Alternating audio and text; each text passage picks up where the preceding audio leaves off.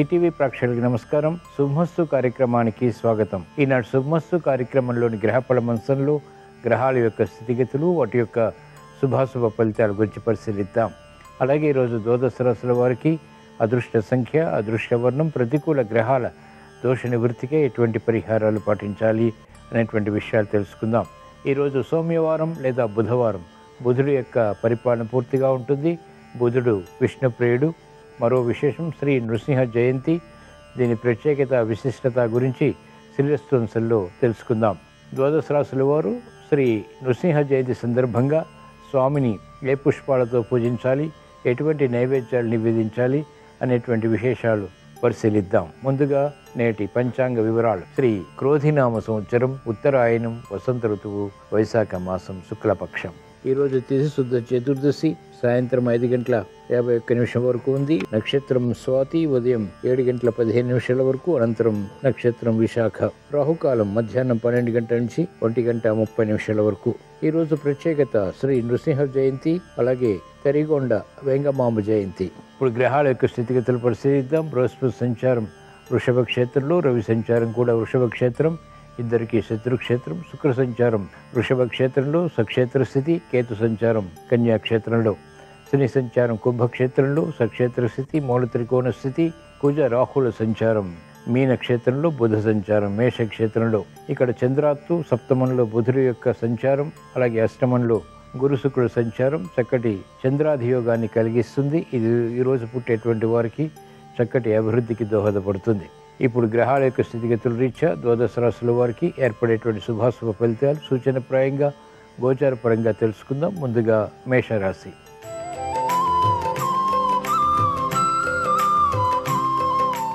ఈరోజు మేషరాశి వారి ఫలితాలను పరిశీలించినట్లయితే కార్యక్రమాలు తెలివిగా పూర్తి చేసి విజయాలు సాధించగలుగుతారు. అభివృద్ధి ఆర్థికంగా కొనసాగుతుంది. సంభాషణలు రుచిస్తాయి. వ్యయం ఎక్కువగా ఉన్నప్పటికీ ఆదాయం కూడా సమాంతరంగా పెంపొందింప చేసుకునేటువంటి అవకాశాలు దక్కుతాయి. మంచి నిర్ణయాలు తీసుకోగలుగుతారు. గతంలో కన్నా మెరుగైనటువంటి వాతావరణం వృత్తి, వ్యాపార, ఉద్యోగ సంబంధిత కార్యకలాపాల్లో అభివృద్ధికి నోచుకుంటుంది. కార్యక్రమ నిర్వహణలో నైపుణ్యం కొనసాగుతుంది. ఆరోగ్య విషయంలో మంచి మార్పులు చేకూరుతాయి. మానసిక ప్రశాంతత మహిళలకు పెరుగుతుంది. ఆర్థిక ఒడిదుడుకులు అవలీలగా ఎదుర్కోగలుగుతారు. క్రీడారంగం వారికి ప్రాధాన్యత పెరుగుతుంది.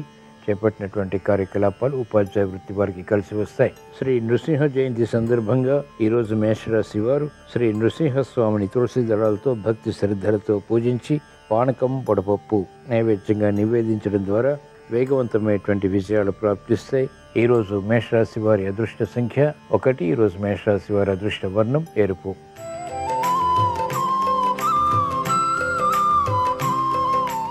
ఈరోజు వృషభ రాశి వారి ఫలితాన్ని పరిశీలించినట్లయితే మానసిక క్లేశాలు కొనసాగుతాయి. చేపట్టినటువంటి కార్యకలాపాలపై పట్టు బిగించగలుగుతారు. అలంకరణకి ప్రాధాన్యతనిస్తారు. గట్టి ప్రయత్నాలతో కూడినటువంటి చర్యల ద్వారా అభివృద్ధి పొందగలుగుతారు. కార్యక్రమాల విషయాల్లో ఏర్పడినటువంటి జాప్యాలు, విఘ్నాలు వంటివి క్రమక్రమంగా ఎదుర్కొని అనుకూలంగా మరల్చుకోగలుగుతారు. ప్రతిభ గుర్తింపబడుతుంది.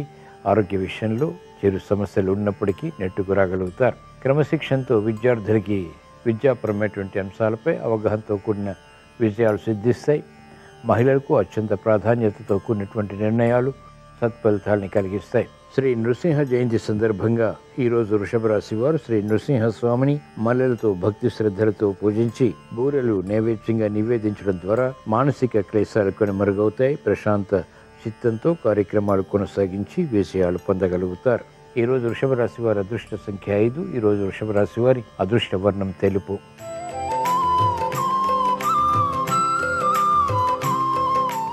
ఈరోజు మిథున రాశి వారి ఫలితాన్ని పరిశీలించినట్లయితే ఆకర్షణీయమైనటువంటి సంభాషణల ద్వారా ఆర్థికపరమైనటువంటి అంచనాలు ఆశించినటువంటి విధంగా పొందగలుగుతారు.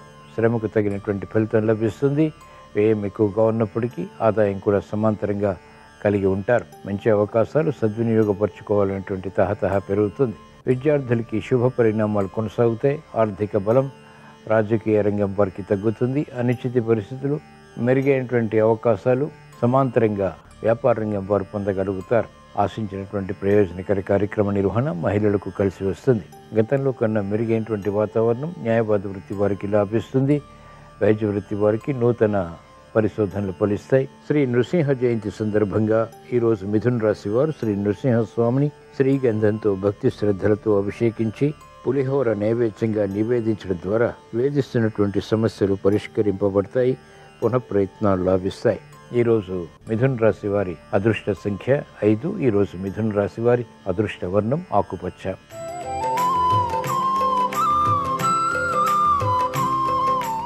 ఈరోజు కర్కాటక రాశి వారి ఫలితాన్ని పరిశీలించినట్లయితే ఆర్థిక విషయాల్లో అలజడి ఉంటుంది. కార్యక్రమ నిర్వహణలో ఏర్పడినటువంటి లోపాలు సవరించుకుని తద్వారా విజయాలు పొందగలుగుతారు. గతంలో కన్నా మెరుగైనటువంటి వాతావరణం వృత్తి, వ్యాపార, ఉద్యోగ సంబంధిత కార్యకలాపాల్లో గోచరిస్తుంది. కఠిన నిర్ణయాలు తీసుకోవాల్సినటువంటి సమయం ఇది.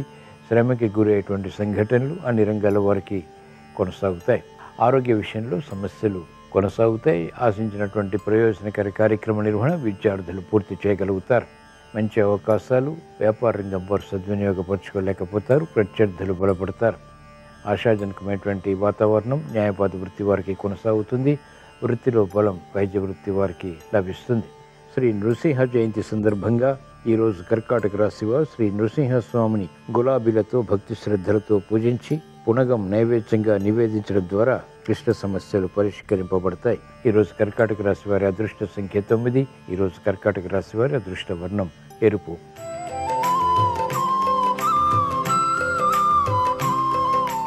ఈరోజు సింహరాశి వారి ఫలితాన్ని పరిశీలించినట్లయితే ఆర్థిక వ్యవహారాలు మెల్లమెల్లగా కొనసాగించి విజయాలు అంతిమంగా పొందగలుగుతారు. వేగవంతమైనటువంటి కార్యాచరణ అవరోధాన్ని కలిగిస్తుంది.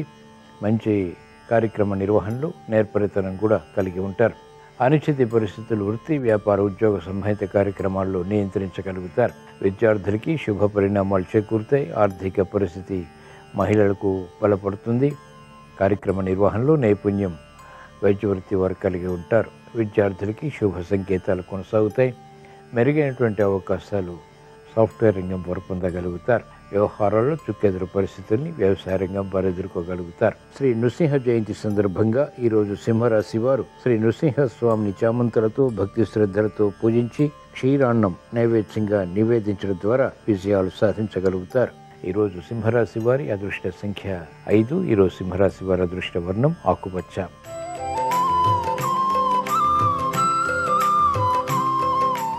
ఈరోజు కన్యారాశి వారి ఫలితాన్ని పరిశీలించినట్లయితే ఆర్థిక వ్యవహారాల్లో అవకాశాలు వేగవంతంగా దగ్గరవుతాయి.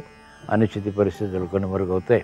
మంచి అవకాశాలు వృత్తి, వ్యాపార, ఉద్యోగ సంబంధిత కార్యక్రమాల్లో ఆకస్మికంగా పొందగలుగుతారు. ఉద్యోగ ప్రయత్నాలు ఫలిస్తాయి. ఉద్యోగంలో ఎదుగుదలకి చేసేటువంటి కార్యాచరణ కలిసి వస్తుంది. ఊహించినటువంటి పరిణామాలు ఆర్థికంగా ఆశ్చర్యకరంగా విస్మయంగా దగ్గరవుతాయి. అభివృద్ధికి దోహదపడతాయి. కార్యక్రమ నిర్వహణలో నైపుణ్యం విద్యార్థులు ప్రదర్శించగలుగుతారు. మహిళలకు ఆర్థిక శక్తి పెరుగుతుంది. ఆరోగ్య రక్షణ చేకూరుతుంది. మెరుగైనటువంటి అవకాశాలు సాఫ్ట్వేర్ రంగం వారు పొందగలుగుతారు. న్యాయవాద వృత్తి వారికి ఆదాయం పెరుగుతుంది. వైద్య వృత్తి వారికి క్రమశిక్షణతో కూడినటువంటి నిర్ణయాలు వృత్తిపరంగా కలిసి వస్తాయి. శ్రీ నృసింహ జయంతి సందర్భంగా ఈరోజు కన్యారాశి వారు శ్రీ నృసింహస్వామిని సన్నజాజులతో భక్తి శ్రద్ధలతో పూజించి రవ్వకేసరి నైవేద్యంగా నివేదించడం ద్వారా అదృశ్య సంఘటనల్ని ఆహ్వానించగలుగుతారు. ఈరోజు కన్యారాశి వారి అదృష్ట సంఖ్య 5. ఈరోజు కన్యారాశి వారి అదృష్ట వర్ణం ఆకుపచ్చ.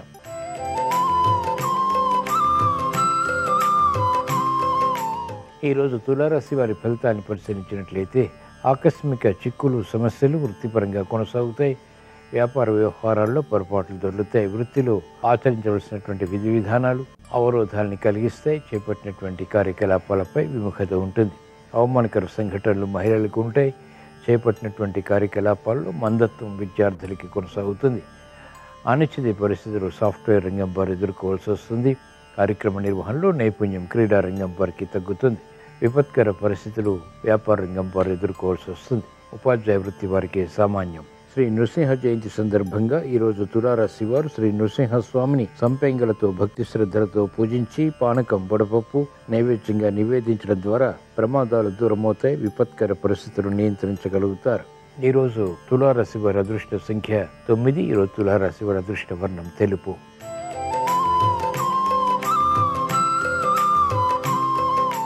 ఈరోజు వృశ్చిక రాశి వారి ఫలితాన్ని పరిశీలించినట్లయితే వ్యవహారాల్లో అనుకూల పరిస్థితులు ఆర్థికంగా కలిసి వస్తాయి. నూతన ఉత్సాహం పెరుగుతుంది. సంబంధ బాంధవ్యాలు మెరుగవుతాయి. మిత్రుల ద్వారా లబ్ధి చేకూరుతుంది. ఆకర్షణీయమైనటువంటి సంభాషణల ద్వారా ఇతరులను ఆకట్టుకోగలుగుతారు. ఆరోగ్యం క్షేమం. నూతన బాధ్యతలు తద్వారా విజయాలు మహిళలకు లభిస్తాయి. విద్యార్థులకి సూక్ష్మత పెరుగుతుంది. తెలివైనటువంటి నిర్ణయాల ద్వారా విద్యాపరమైనటువంటి అంశాలపై ఉత్తీర్ణత సాధించగలుగుతారు. కార్యక్రమ నిర్వహణలో నైపుణ్యం క్రీడారంగం వారికి కొనసాగుతుంది. ఆశించినటువంటి ప్రయోజనకారి కార్యక్రమ నిర్వహణ వ్యాపార రంగం వారు ఆర్థికంగా కొనసాగించగలుగుతారు. అభివృద్ధి అన్ని రంగాల వారికి దగ్గరవుతుంది. శ్రీ నృసింహ జయంతి సందర్భంగా ఈరోజు వృశ్చిక రాశి వారు శ్రీ నృసింహస్వామిని సంపెంగలతో భక్తి శ్రద్ధలతో పూజించి గారెలు నైవేద్యంగా నివేదించడం ద్వారా శుభవార్తలు వింటారు. శుభ సంకల్పాలు నెరవేరుతాయి. ఈరోజు వృశ్చిక రాశి వారి అదృష్ట సంఖ్య 9. ఈరోజు వృశ్చిక రాశి వారి అదృష్ట వర్ణం తెలుపు.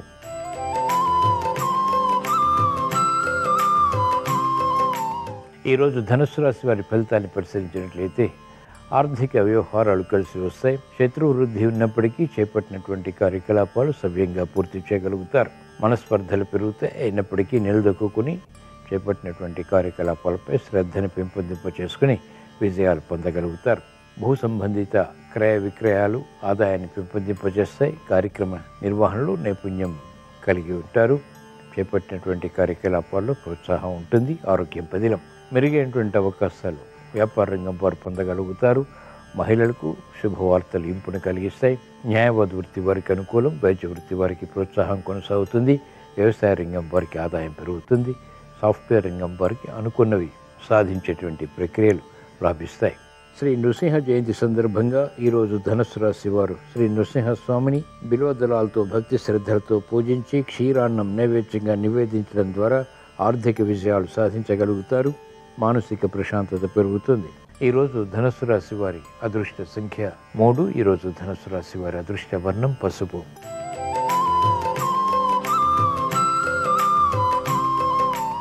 ఈరోజు మకర రాశి వారి ఫలితాన్ని పరిశీలించినట్లయితే ఆర్థిక విషయాలు అనుకూలిస్తాయి.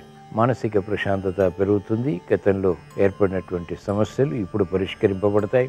చిరు సమస్యలు ఆరోగ్యపరంగా ఉన్నప్పటికీ నెట్టుకు రాగలుగుతారు. క్రమశిక్షణతో కూడినటువంటి నిర్ణయాల ద్వారా ఆర్థిక అభివృద్ధి కొనసాగుతుంది. రుణ ఒత్తిళ్లు తగ్గుతాయి. ఆర్థిక వ్యవహారాల్లో అలజడి తగ్గుతుంది. ఆదాయాన్ని పెంపొందింప చేసుకునేటువంటి మార్గాలు సులభతరమవుతాయి. మంచి కార్యక్రమ నిర్వహణతో కూడినటువంటి ప్రయత్నాలు వ్యాపార రంగం వారికి ఆర్థికంగా కలిసి వస్తాయి. మహిళలకు అత్యంత అనుకూల కాలం. చేపట్టినటువంటి కార్యకలాపాలు విద్యార్థులకి లాభిస్తాయి. శ్రీ నృసింహ జయంతి సందర్భంగా ఈరోజు మకర రాశి వారు శ్రీ నృసింహస్వామిని మల్లెపూలతో భక్తి శ్రద్ధలతో పూజించి పులిహోర నైవేద్యంగా నివేదించడం ద్వారా ఆశించినటువంటి ప్రయోజనాలు పొందగలుగుతారు. ఆర్థిక వృద్ధి చేకూరుతుంది. ఈరోజు మకర రాశి వారి అదృష్ట సంఖ్య 5. ఈరోజు మకర రాశి వారి అదృష్ట వర్ణం ఆకుపచ్చ.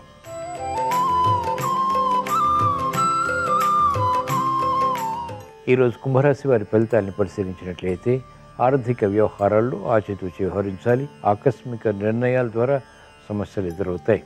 ప్రతి పనిని ఆలోచించి నిర్ణయాలు తీసుకుని చేపట్టడం ద్వారా సమయస్ఫూర్తితో వ్యవహరించి అనుసరించడం ద్వారా విజయాలు చేకూరుతాయి. తొందరపాటు స్వభావం, తొందరపాటు నిర్ణయాలు ఆకస్మిక సమస్యల్ని కలిగిస్తుంది. కాబట్టి జాగ్రత్తలు వహించాలి.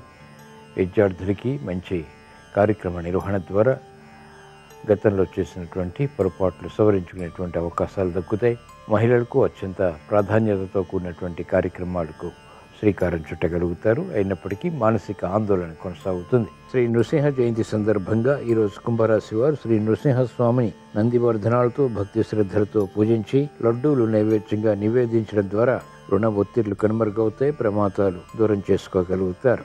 ఈరోజు కుంభరాశి వారి అదృష్ట సంఖ్య 3. ఈరోజు కుంభరాశి వారి అదృష్ట వర్ణం తెలుపు.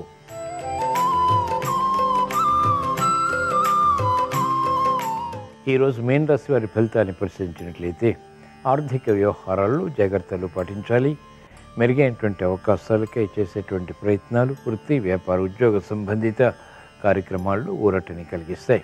గృహ విషయాల అనుకూలం. ఆశాజనకమైనటువంటి వాతావరణం ఆర్థికంగా క్రమక్రమంగా పెరుగుతుంది. పిల్లల విషయంలో శ్రద్ధ తప్పనిసరి. శ్రమకి గురయ్యేటువంటి సంఘటనలు వృత్తిలో కొనసాగుతాయి. వ్యాపార విషయాల్లో ఆర్థికంగా అవరోధాలను ఎదుర్కోవాల్సి వస్తుంది. క్రీడారంగం వారికి ప్రాధాన్యత తగ్గుతుంది. ప్రత్యర్థులు బలపడతారు. సినీ రంగం వారికి ఆర్థిక ఒడిదుడుకులు కొనసాగుతాయి. కార్యక్రమాల్లో వేగం సాఫ్ట్వేర్ రంగం వారికి తగ్గుతుంది. అభద్రతా భావం పెరుగుతుంది. శ్రీ నృసింహ జయంతి సందర్భంగా ఈరోజు మీన రాశి వారు శ్రీ నృసింహస్వామిని మందారాలతో భక్తి శ్రద్ధలతో పూజించి పులిహోర నైవేద్యంగా నివేదించడం ద్వారా స్థిరమైనటువంటి నిర్ణయాల ద్వారా కార్యసిద్ధి చేకూరుతుంది. ఈరోజు మీన రాశి వారి అదృష్ట సంఖ్య 3. ఈరోజు మీన రాశి వారి అదృష్ట వర్ణం తెలుపు. ఇవి ఈరోజు ద్వాదశ రాశుల వారికి ఏర్పడేటువంటి శుభాశుభ ఫలితాలు.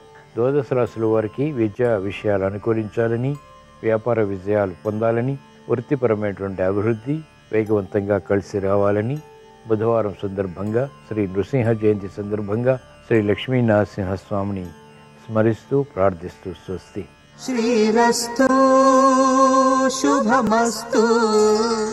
వైశాఖ మాసంలో శుక్లపక్షంలో వచ్చే చతుర్దశి తిథిని నృసింహ జయంతిగా జరుపుకోవటం అనాదిగా వస్తున్న సంప్రదాయం. నృసింహ జయంతి సందర్భంగా గృహంలో పూజా మందిరంలో పూజాపీఠం మీద ఎరుపు రంగు వస్త్రాన్ని ఏర్పాటు చేసి లక్ష్మీ నరసింహస్వామి వారి చిత్రపటాన్ని ఉంచాలి.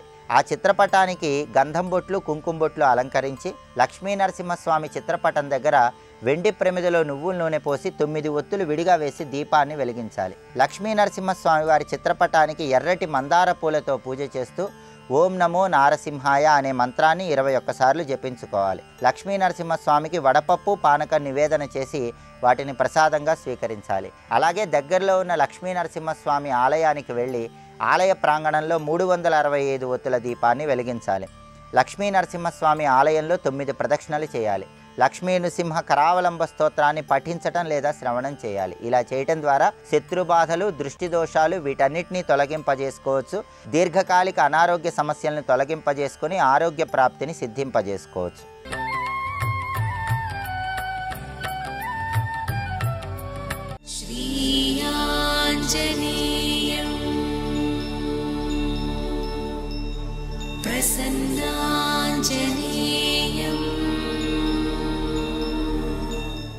లోకంలో ఇక జ్ఞానం ఇవ్వడం కన్నా గొప్పదేదీ లేదు.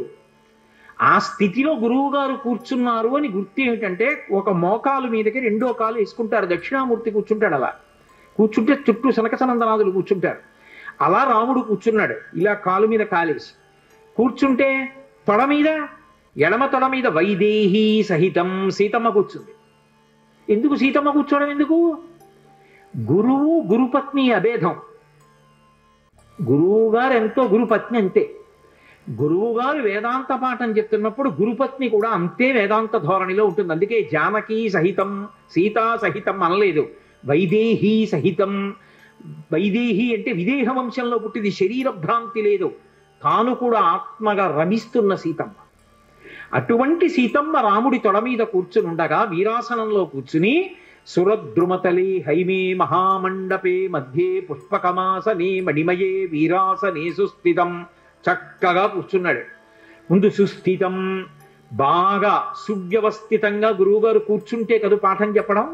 సుస్థితం, అంతమంది మునులు ఉన్నారు, భరతాదులు ఉన్నారు. భరతుడు యువరాజు, ముందు యువరాజు కూర్చోవాలి, కానీ భరతుడు కాదు కూర్చున్నది. ఎవరిని కూర్చోబెట్టారు ముందు? ఎవరికి చేస్తున్నాడు ఉపదేశం? అగ్రేవాచయతి ప్రభంజనసుతే, ప్రభంజనసుతుణ్ణి కూర్చోబెట్టారు. ప్రభంజనుడు అంటే వాయువు, వాయువు యొక్క కుమారుణ్ణి కూర్చోబెట్టారు. ఇందులో ఒక చమత్కారం ఉంది. మామూలుగా వాయువు అంటారు, ప్రభంజనుడు అని ఎప్పుడంటారంటే విరిచేసేంత వేగంగా వెళ్ళిపోతాయి. వాయువు మామూలుగా వీస్తోంది అనుకోండి, అందరికీ సంతోషంగా ఉంటుంది. అదే వాయువు ఏ పెను తుఫానో వచ్చినప్పుడు వీచినట్టుగా విపరీత వేగంతో వీసిందనుకోండి, ఎదురుగుండా ఉన్న వస్తువు విరిగి కింద పడిపోతుంది. కర్ర కానివ్వండి, చెట్టు కానివ్వండి, స్తంభం కానివ్వండి. అప్పుడు ప్రభంజనుడు అంటారు. హనుమతి ఎటువంటి వేగం? మనోజవం మరుతతుల్య వేగం. విపరీతమైన వేగం శరీరానికి ఉంది, అంతే వేగం మనస్సుకుంది. కానీ గురువు గారి దగ్గర కూర్చున్నప్పుడు ఎలా కూర్చుంటారంటే, శరీరము కదలదు, మనసు కదలదు. ప్రభంజన సుతే తత్వం మునిభ్య పరం. హనుమకి చెప్తుంటే మిగిలిన వాళ్ళు విన్నారు తప్ప యువరాజని భరతుణ్ణి కాని మునులని మిగిలిన వాళ్ళని కానీ కూర్చోబెట్లా. ఒక్క హనుమని కూర్చోబెట్టారు. ఎందుకని? ఏ కోరిక లేకుండా మనసులో నాకు ఇది కావాలన్న కోరిక లేదు. అందుకని బ్రహ్మ జిజ్ఞాస అందుకోవడానికి అర్హుడయ్యాడు. గురువు గారు అలా కూర్చున్నారు అంటే అది అందుకోవడానికి అర్హుడైన శిష్యుడిగా కూర్చోవడం అంటే అంతకన్నా అదృష్టం జీవితంలో ఏముంటుందండి. ఇంకా గురువు గారు అలా వచ్చి కూర్చున్నారంటే శిష్యుడిగా నేను కూర్చుంటానండి అనాలి అంటే ఇన్ని కోట్ల జన్మల అదృష్టం ఉంటే అంటారు అన్నమాట. కాబట్టి హనుమని కూర్చోబెట్టారు ఎదురుగుండా. తత్వం మునిభ్య పరం దక్షిణామూర్తిలో ఇలా చిన్ముద్ర పట్టాడు రాముడు. చిన్ముద్ర పట్టి అగ్రేవాచయతి ప్రభంజన సుతే తత్వం మునిభ్య పరం వ్యాఖ్యాంతం భరతాధిభి పరివృతం రామం భజే శ్యామలం. హనుమకి చెప్తుండగా వేదాంతాన్ని మిగిలిన వాళ్ళందరూ విన్నారు. ఈ జ్ఞాన మార్గాన్ని, ఈ బ్రహ్మ జిజ్ఞాస బాగా అనుభవంలోకి తెచ్చుకున్నవారు. అందుకే మీకు మహాభారతంలో ఆరణ్య పర్వంలో గంధమాదన పర్వతంలో ఆ అరటి తోటలో ఒక పర్వత గుహలో యోగంలో తనలో తాను రమిస్తూ కూర్చుని ఉంటారు. అంతటి మహాయోగమూర్తి హనుమ. అటువంటి వారు అంతటి మహాశక్తివంతుడు. ఎంత శక్తివంతుడో అంత వేగంతో వెళ్ళగలిగినటువంటి వాడు. అలా గురువు గారి దగ్గర జ్ఞానపాఠాన్ని నేర్చుకున్నటువంటి వాడు. రామదూత హనుమాన్ శ్రీరామదూత హనుమాన్.